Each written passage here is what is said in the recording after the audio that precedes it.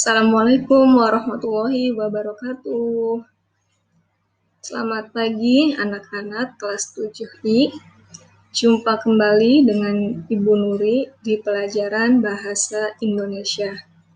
Setiap hari Senin kita belajar bahasa kebanggaan kita, yaitu bahasa Indonesia. Pada pertemuan sebelumnya lewat Zoom meeting, ada beberapa bagian materi yang belum sempat Ibu jelaskan. Maka sebelum kita melanjutkan materi hari ini, kita bahas ya materi kemarin yang belum sempat Ibu jelaskan, yaitu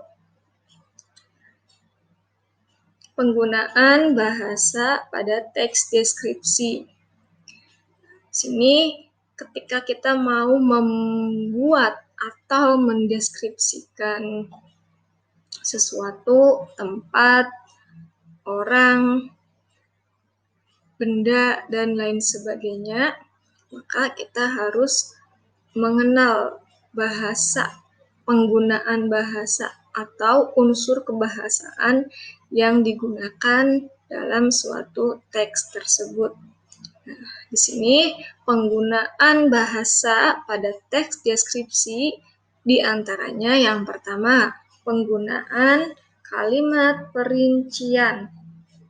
Contohnya, kalau kalimat secara umum, ibuku orang yang sangat baik.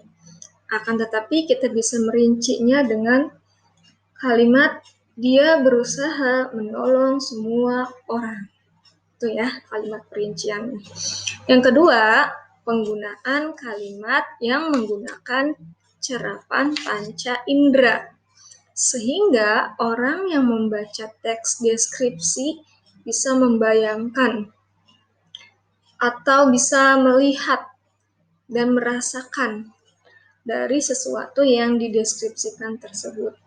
Contoh penggunaannya yaitu penggunaan seolah-olah kita melihat pantai panjang dengan pasir putih. Seolah kita mendengar debur ombak pantai terdengar berirama. Kemudian seolah merasakan udara sangat terasa segar. Selanjutnya, penggunaan kata dengan kata dasar yang awalnya huruf K, T, T, atau S. Contoh kalimatnya, Ugi Agustono memprakarsai cinta Indonesia dengan cara menuliskan keindahannya. Kata memprakarsai adalah kata dasarnya yaitu prakarsai, mendapat imbuhan men ya. Sehingga kata awalnya yaitu P. Selanjutnya penggunaan sinonim pada teks deskripsi. Contoh kata indah. Tidak hanya kata indah yang bisa kita gunakan, sinonimnya yaitu elok, permai, molek. Selanjutnya penggunaan kata khusus, yaitu contohnya tadi ya seperti sinonim indah, kata khususnya elok, molek, cantik, menawan. Melihat, kata khususnya menonton, menyaksikan, memandang, lain sebagainya.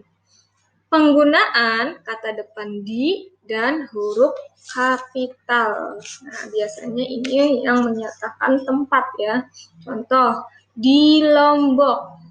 Nah, maka Lomboknya huruf awalnya yaitu L-nya huruf besar. Kemudian terakhir penggunaan pilihan kata yang bervariasi. Nah, tidak hanya kata itu saja ya. Contohnya indah, elok, permai, molek, maka kita bisa menggunakan kalimat pantai indah nan permai. Oke, itu ya beberapa penggunaan bahasa pada teks deskripsi.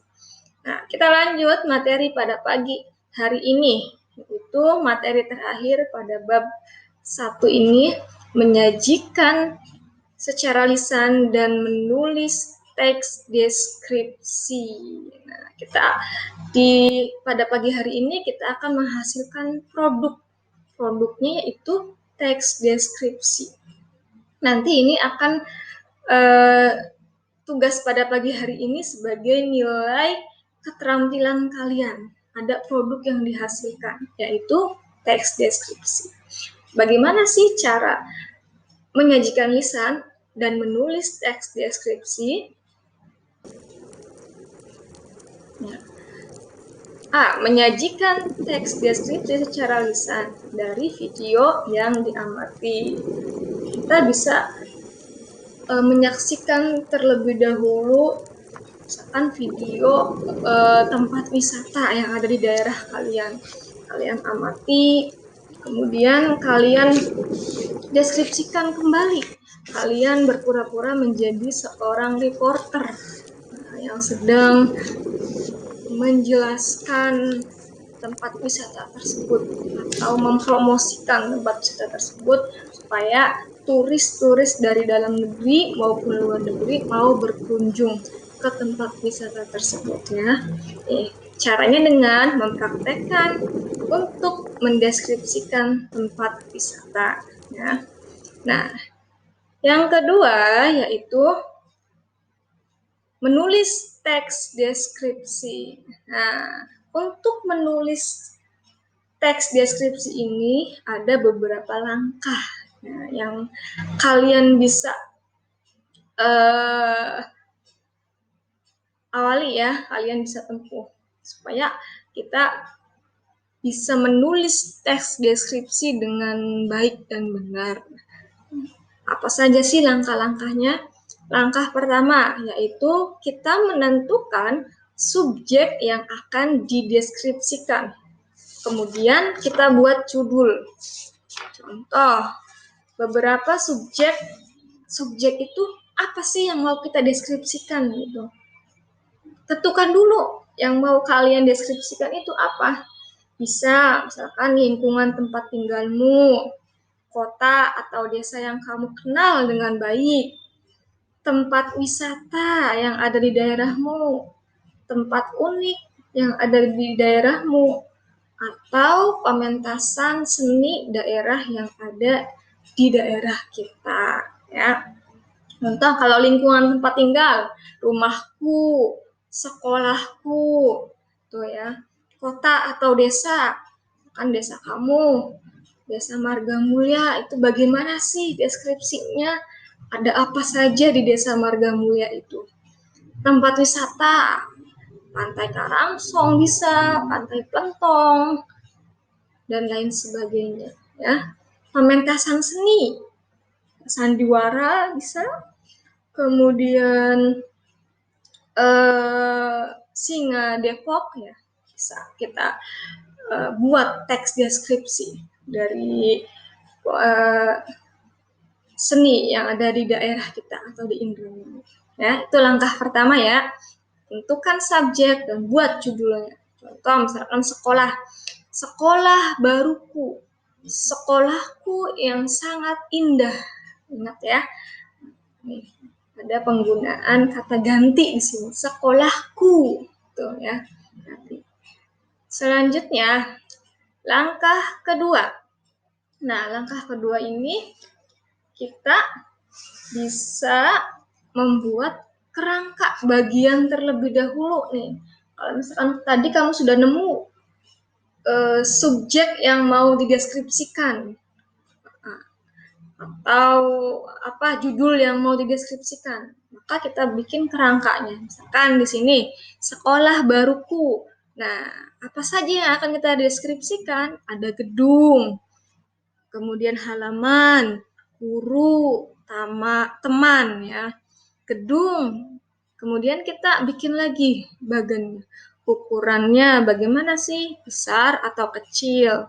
Kualitasnya kokoh atau modern atau bagus. Kemudian warnanya bercat biru atau kuning dan lain sebagainya ya.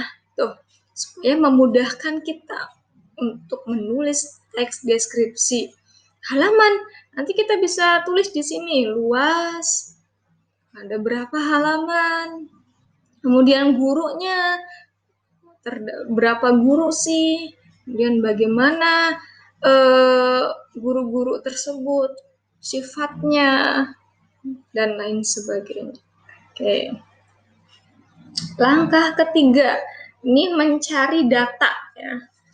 Kita bisa mencari data dari subjek yang ditulis. Data dicari dengan cara mengamati subjek yang akan dideskripsikan. Contoh, kamu mau mendeskripsikan sekolah kamu. Nah, kita amati dulu, kita lihat-lihat dulu nih, ada berapa kelas sih?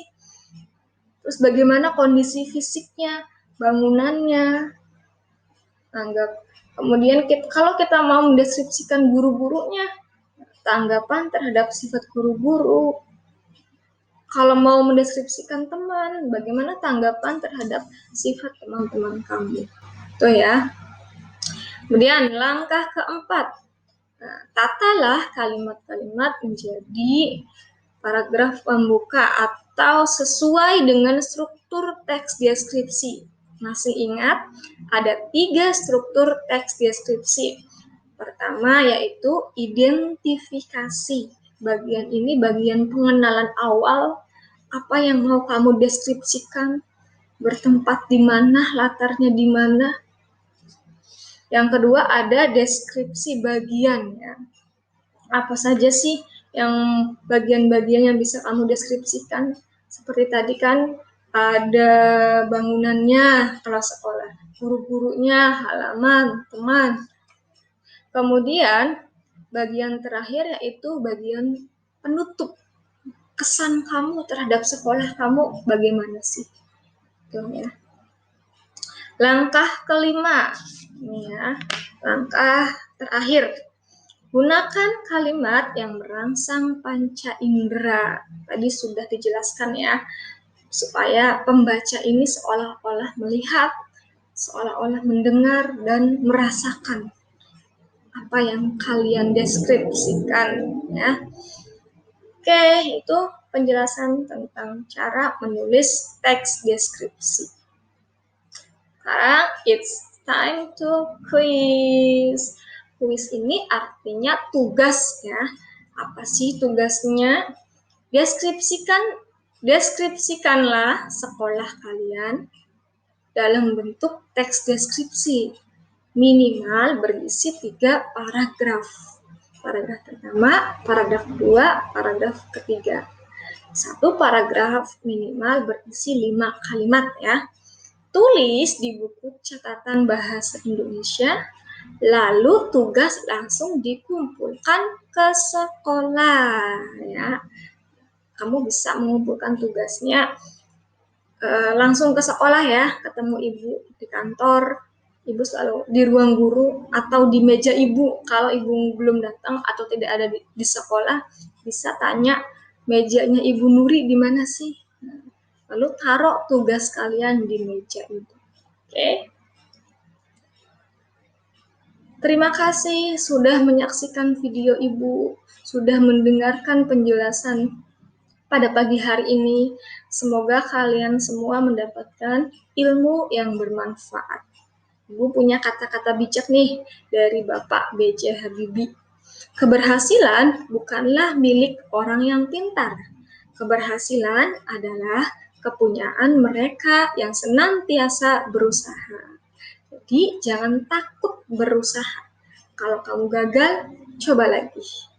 Oke, Ibu kira cukup untuk hari ini.